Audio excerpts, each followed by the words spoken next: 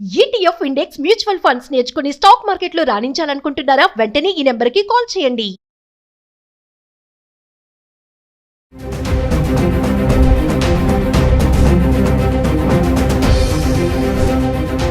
Hi hello నమస్తే, welcome back to Suman TV. ప్రస్తుతం మనతో పాటు ఉన్నారు certified astro business coach Javeria గారు.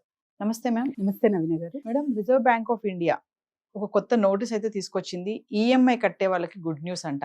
అంటే గుడ్ న్యూస్ అనగానే అంటే మేము కట్టాల్సిన అవసరం లేదా ఈఎంఐ అనుకోలేరు తొందరపడి. అలా కాదు, కాకపోతే ఇప్పుడు ఈఎంఐ అనేది మేడం మనం ఏదైనా వస్తువు కొన్నా, ఒక బైక్ కొన్నాం అనుకోండి, సపోజ్ ఇచ్చేటప్పుడు చాలా బాగా చెప్తారు, ఆ లోన్ తీసుకోండి, ఈ లోన్ తీసుకోండి, ఇలా పెట్టుకోండి, అలా పెట్టుకోండి అని చెప్పి. అంటే మనం కొనే వరకు మనల్ని విసిగిస్తారు, ఖచ్చితంగా మనతో కొనిపించేస్తారు ఈఎంఐ పెట్టించి.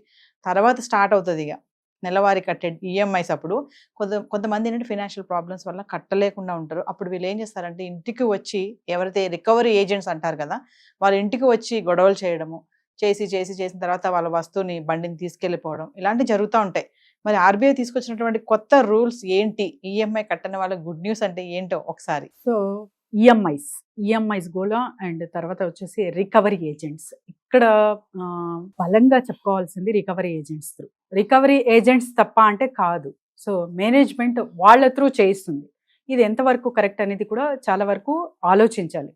హెచ్ఆర్సీ కానివ్వండి, తర్వాత వచ్చేసి హ్యూమన్ రైట్స్ కమిషన్ కానివ్వండి, హ్యూమన్ రైట్స్ పరంగా, హ్యుమానిటీ పరంగా చూసుకుంటే కూడా మనకు అసలు ఆ సంఘటనలు అంటే ఎటువంటి సంఘటనలు అంటే ఇంటి దగ్గరకు వచ్చి అల్లరి చేయడం ఫస్ట్ ఆఫ్ ఆల్, తర్వాత వచ్చేసి వాళ్ళకు నోటుకు వచ్చిన భాష మాట్లాడడం అండ్ ఫోన్ కాల్స్. అంటే ఆ కాల్ వస్తుంది అంటే భయపడి చావాలి. ఇంకా కొంచెం పరువు మర్యాద ఇంకా ఉంది అంటే అయిపోయాయి, ఇంకా అక్కడికే ఖతం అయిపోతుంది అనమాట మనిషి మెంటలీ.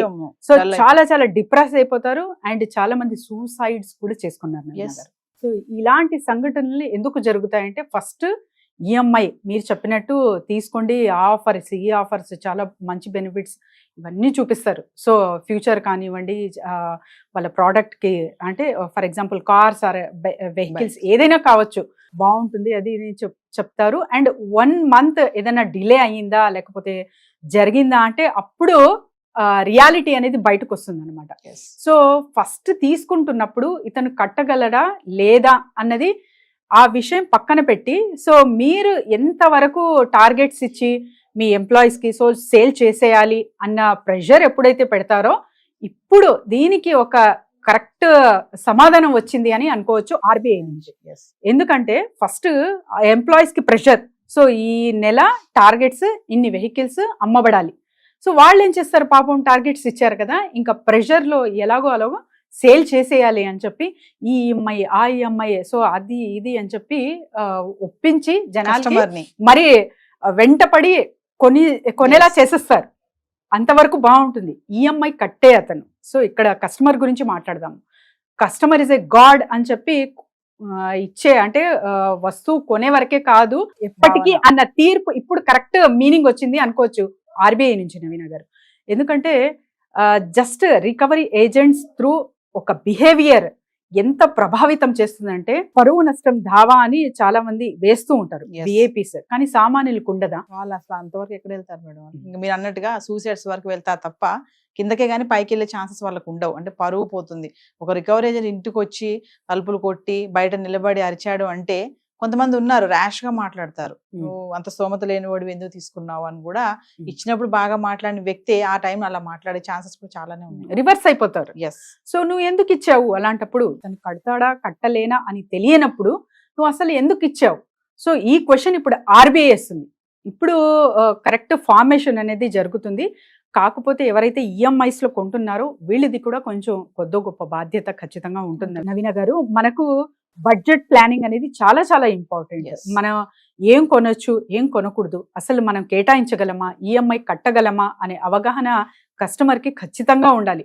సో సేల్స్ అంటేనే వాళ్ళ పనే అది. సో వాళ్ళు టార్గెట్స్ ఇచ్చారో వాళ్ళకు, లేకపోతే ప్రెషర్ పెట్టారో, వాళ్ళ వస్తువు అమ్మితేనే వాళ్లకు బ్రతుకు తీరు నడుస్తుందో అది సెకండరీ. కానీ నువ్వు ఎంత మాత్రం కట్టగలవు, నువ్వు తీర్చగలవా లేదా ఎన్ని మంత్స్ తీసుకున్నావు, ఆ మంత్స్కి సరిపడే డబ్బు నీ దగ్గర ఉందా లేదా, ఇవన్నీ క్యాలిక్యులేషన్స్ తీసుకొని ఈఎంఐ జోలికి వెళ్ళాలి. కానీ ముందే ఏదో కార్ బాగుంది నచ్చింది, లేకపోతే ఇల్లు బాగుంది, ఏదో ఒక ఐటమ్ నచ్చిందని సో ఈఎంఐకి చాలా వరకు అట్రాక్ట్ అవ్వి వెళ్ళిపోతూ ఉంటారు.